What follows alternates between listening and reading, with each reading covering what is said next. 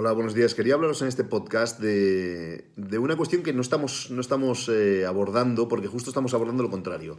En estos podcasts y en la relación que estamos teniendo, un poco extraña, lo cierto es que estamos viendo cómo estamos atacando la persuasión desde una lógica de lo inconsciente, de lo que el receptor no está percibiendo como racionalmente trabajado y como racionalmente procesado, aquello que hablábamos de la vía racional y la vía heurística. Estamos trabajando en la lógica de la vía heurística.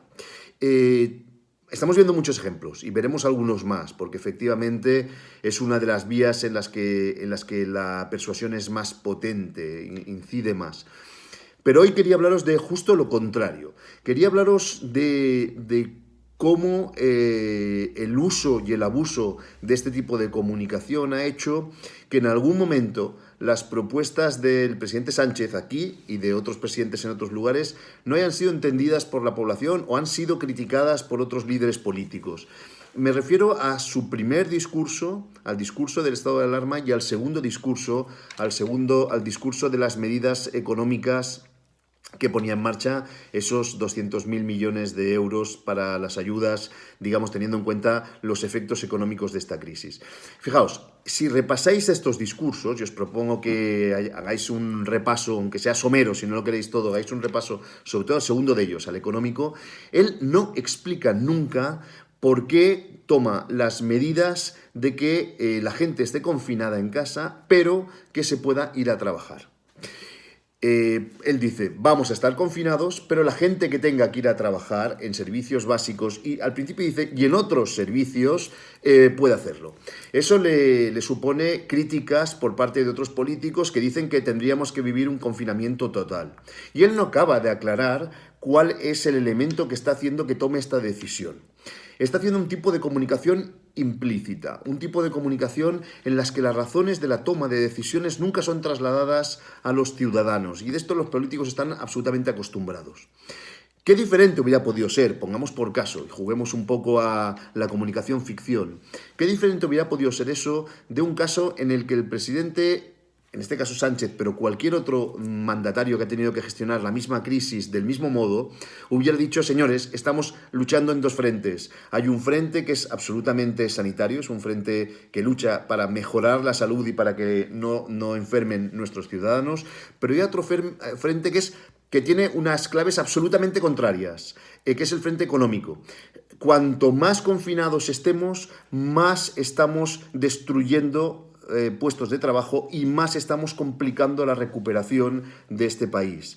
Y hubiera podido decir, por ejemplo, señores, yo como presidente tengo que estar tomando decisiones que son decisiones que no son consistentes la una con la otra. Si quiero procurar por el bien máximo sanitario de la población, les voy a pedir que se confinen. Pero ese confinamiento absoluto de todas las tareas y todas las funciones sociales va a hacer que nuestra economía implosione, nuestra economía colapse, y va a hacer que la recuperación de este país vaya a ser lenta e incluso podría ser difícilmente recuperable en función de las semanas que estuviéramos confinados.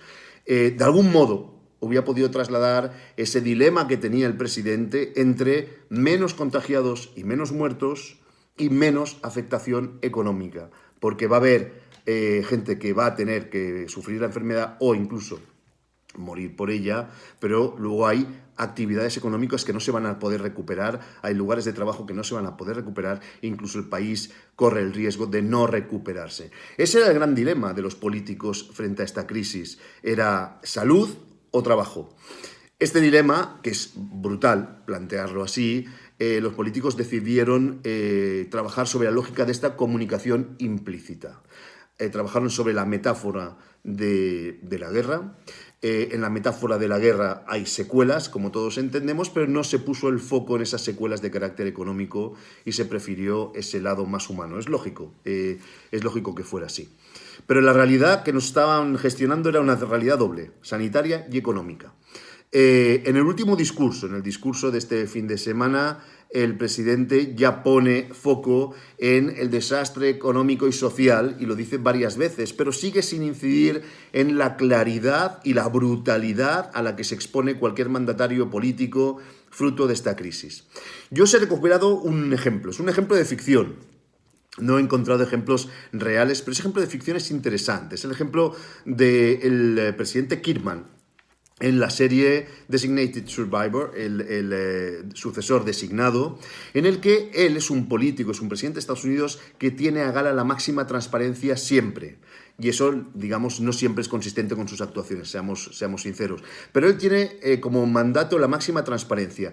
Y os he recuperado un discurso en el que él explica con pelos y señales cuáles son los dilemas que está gestionando en el interín, cuáles son las grandes incongruencias que tiene que gestionar como presidente de Estados Unidos, que habitualmente no se explican, y las traslada a la gente para que sean conscientes de ello y para que le hagan lado, para que estén a su lado en esa crisis brutal que está gestionando en esa ficticia Estados Unidos de Norteamérica. Os lo he puesto porque es ficción, porque nos puede servir para darnos pistas de que a veces podría ser el caso, también depende del tipo de arquetipo que haya proyectado el presidente hasta ese momento, la figura que está liderando proyecta siempre un arquetipo y hay que ser consistente con ese arquetipo.